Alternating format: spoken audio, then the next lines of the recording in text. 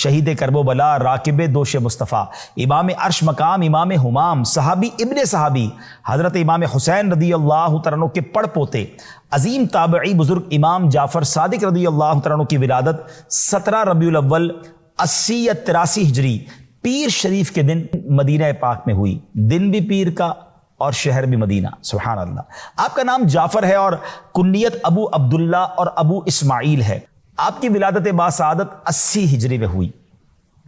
حضرت سیدنا امام جعفر صادق رضی اللہ تعالیٰ عنہ کی والدہ محترمہ کا اسم گرامی حضرت سیدتنا ام فروہ بنت قاسم بن محمد بن ابی بکر صدیق رضی اللہ تعالیٰ عنہ ہے، جبکہ آپ رضی اللہ تعالیٰ عنہ کے والد گرامی کا اسم مبارک حضرت سیدنا امام باقر بن علی زین العابدین اور بن حسین بن علی المرتضی شیر خدا کرم اللہ تعالیٰ وجہ الکریم ہے۔ یعنی آپ کا کمال دیکھیں کیسی ہستی ہیں کہ آپ والدہ کی طرف سے حضرت ابو بکر صدیق رضی اللہ تعالیٰ سے جا ملتے ہیں اور والد صاحب کی طرف سے مولا علی شیر خدا کرم اللہ تعالیٰ وجہ الکریم سے جا ملتے ہیں، سبحان اللہ۔ یعنی آپ والدہ کی طرف سے صدیقی اور والد کی طرف سے علوی فاطمی ہیں، سبحان اللہ سبحان اللہ۔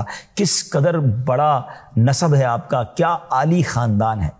سچ گوئی کی وجہ سے آپ کو صادق کے لقب سے جانا جاتا ہے۔ دو جلیل القدر صحابہ کرام حضرت سیدنا انس بن مالک اور سیدنا سہل بن سعد رضی اللہ تعالی عنہما کی زیارت سے مشرف ہونے کی وجہ سے آپ رحمت اللہ تعالی تابعی ہیں۔ آپ کے علمی فیضان سے فیضیاب ہونے والوں میں آپ کے اپنے فرزند امام موسیٰ کاظم، پھر امام اعظم ابو حنیفہ، امام مالک، حضرت سفیان ثوری، حضرت سفیان بن عیینہ رحمت اللہ تعالی علیہم کی یہ نام سر فہرست ہیں۔ آپ نام دیکھیں کون سے ہیں، اتنے بڑے علم کے سمندر وہ آپ سے فیضیاب ہوئے۔ خلیفہ منصور نے ایک بار اپنے بیٹوں کو حکم دیا امام جعفر صادق کو میرے روبرو پیش کرو تاکہ میں ان کو قتل کر دوں۔ وزیر نے منع کیا کہ دنیا کو خیر آباد کہہ کر جو شخص عزلت نشین ہو گیا اس کو قتل کرنے کا کیا فائدہ ہے، وہ تو ویسے دنیا چھوڑ چکے ہیں، وہ عبادت میں مصروف رہتے ہیں۔ خلیفہ نے غضبناک ہو کر کہا کہ میرا حکم ماننا ضروری ہے، انہیں لے کر آؤ۔ حضرت امام جعفر صادق کو جب لایا گیا تو جیسے ہی وہ دربار میں آئے تو منصور نے اپنے غلاموں کو پہلے ہی کہہ دیا جیسے میں سر سے تاج اتاروں نا تم نے امام جعفر صادق رضی اللہ تعالیٰ کو قتل کر دینا ہے۔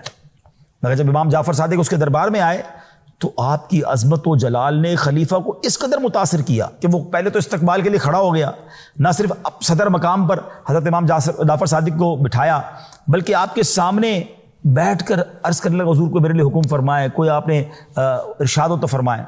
تو آپ نے فرمایا میرے سب سے اہم ضرورت اور حاجت یہ ہے کہ آئندہ کبھی مجھے دربار میں نہ بلانا، میری عبادت اور ریاضت میں خلل واقع ہوتا ہے۔ منصور نے وعدہ کیا کہ حضور پھر کبھی آپ کو تکلیف نہیں دوں گا، بڑی عزت کے ساتھ بڑے احترام کے ساتھ آپ کو رخصت کیا۔ اس کے بعد خلیفہ منصور 3 دن تک بے ہوش رہا، اتنا اس کے اوپر روب طاری ہو گیا کہ وہ 3 دن تو بے ہوش رہا۔ خلیفہ کی حالت دیکھ کر وزیر اور غلام حیران، جب وہ ہوش میں آیا تو پوچھا کہ آپ نے تو کہا تھا کہ قتل کرنا ہے اور جب وہ آئے تو آپ تو ان کے آگے بچھے جا رہے تھے، اتنی عزت دی ان کو آپ نے۔